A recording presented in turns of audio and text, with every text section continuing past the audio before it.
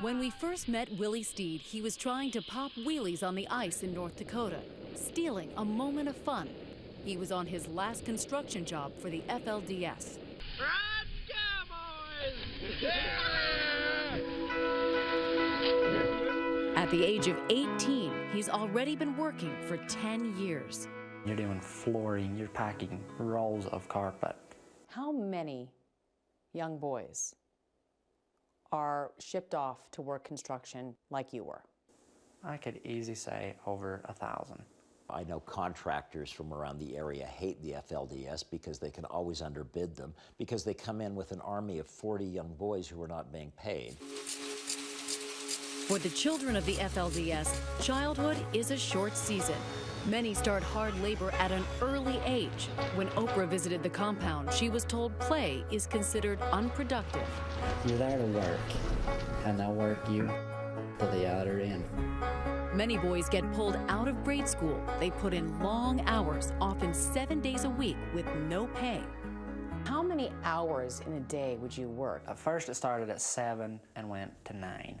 It was incredible to see that as a kid you could do such slave labor. You saw a life of manual labor with no education and no way out. Yes. It's like you're under a wall that's just toppling on top of you, but you can't hold it. And the church and everything is just feeding that wall with weight.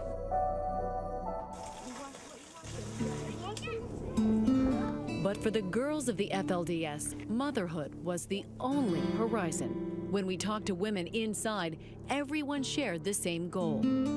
I wanted to have a family. I wanted plural wives. My father had plural wives. I liked having more than one mother.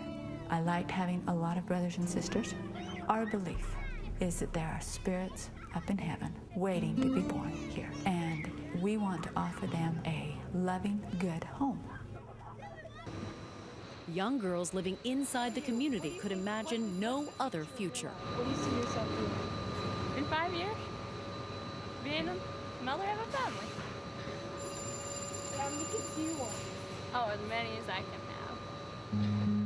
But the Steed sisters always knew that marriage was a future they dreaded. Their prophet, Warren Jeffs, assigned wives to men without asking for consent. Why did it scare you? Because I knew that I'd have to marry a man that I didn't even know. 11-year-old Ada told us she was terrified.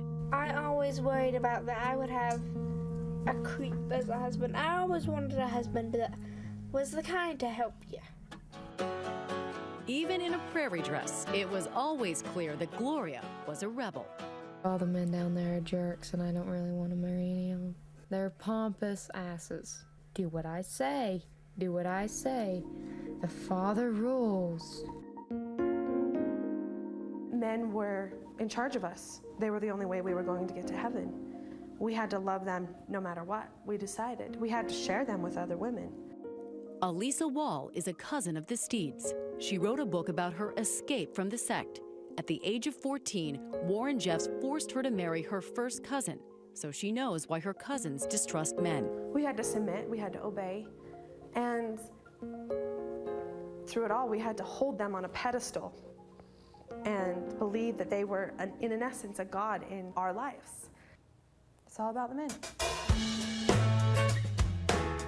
So don't be embarrassed or anything like that. Elisa's been with the girls for many of their firsts. So you just want to make sure that you always have the right size around your chest. The girls have never been measured for bras before. I'm right in between a B and a C, correct? Mm-hmm. And makeup has always been a forbidden temptation. That looks bad. 17-year-old Suzanne wants to help support the family.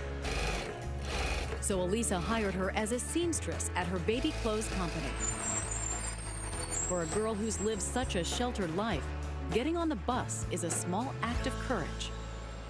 What's been the hardest part about living outside of everyone and everything you knew? I was never allowed to walk out of the yard alone. That just wasn't done. Every day takes the girls further from the strict path they once followed. But the milestone in their transformation is the day they all decided to cut their hair. Maybe to about here.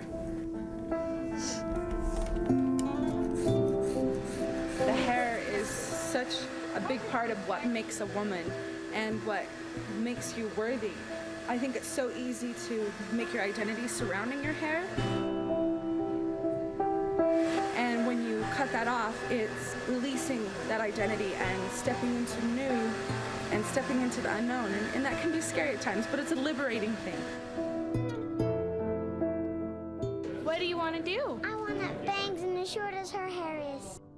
That was quite a time for us. You get emotional, though, when you talk about it.